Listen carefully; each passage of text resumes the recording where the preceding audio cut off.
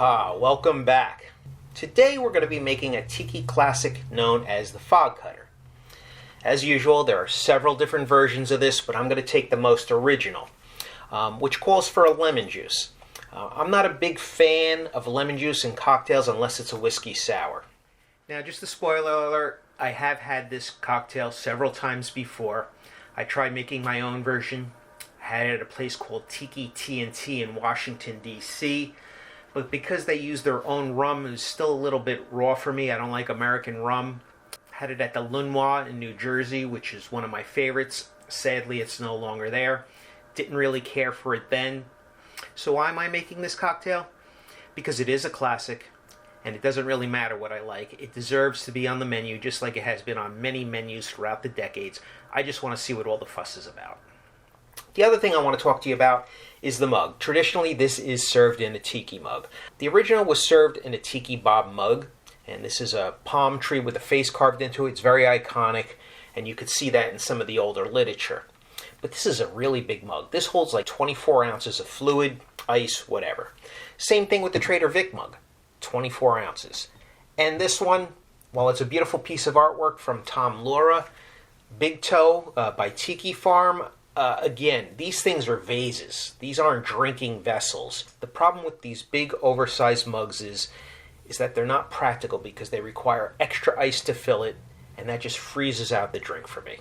I'm going to be using this one instead, and it's very easy to find, and it's very similar to the one Anthony Bourdain drank out of on his cable TV show at Jade Island, which is one of the last surviving tiki bars here in the New York, New Jersey area. Put that back up on the shelf. These we're going to use for something else. I don't know what. This calls for to be shaken, not using the flash blender.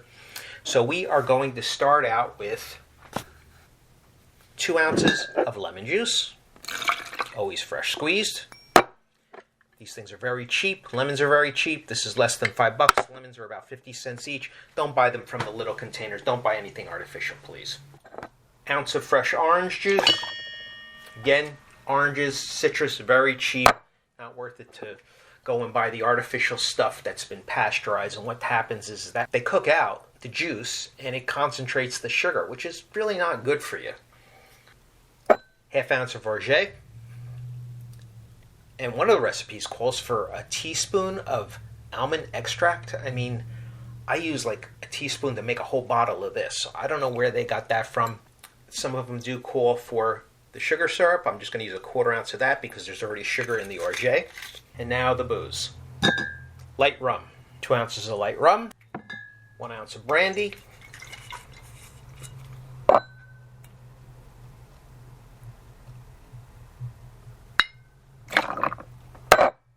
Half ounce of gin. Now,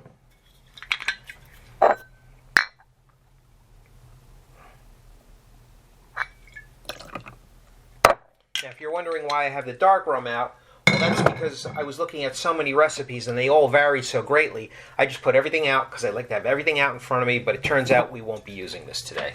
We're going to try that for another version. Now, we just shake.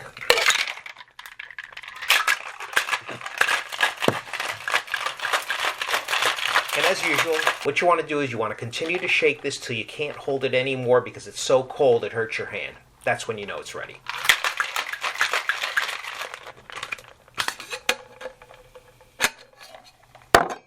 And we just dump everything into our tiki mug. Now you're going to find that this doesn't quite fill it up, so now it's okay to use a little bit of your pebble ice.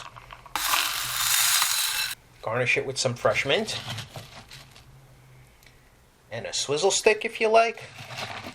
Now I wanted to make this drink for a few reasons. I never have the ingredients, and I finally picked up some sherry that I'm going to be cooking with. I'm going to make a nice chicken and mushroom dish. Nice chicken and mushroom dish. And it calls for a 1/2 ounce float of cream sherry on top. And with this stuff, it does go bad after a few weeks. So I figure I'm going to cook with it, and I'm going to have a few fog cutters. So I'm going to try all the versions and let you know which one is best. That's the version I'm going to post. This is the original 1944 recipe. This just gets floated on top. Let's give it a taste. Cheers.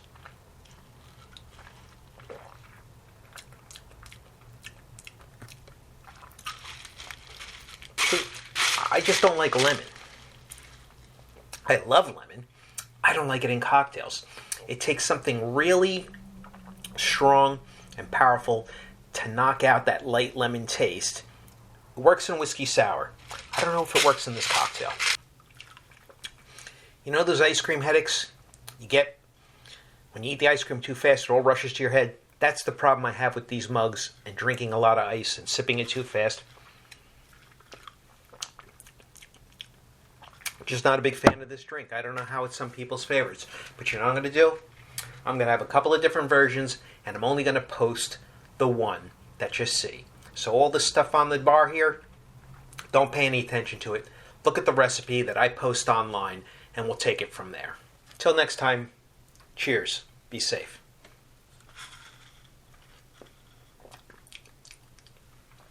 It's a waste of rum. I can't even taste rum. I can't taste the gin. I can barely taste the sherry.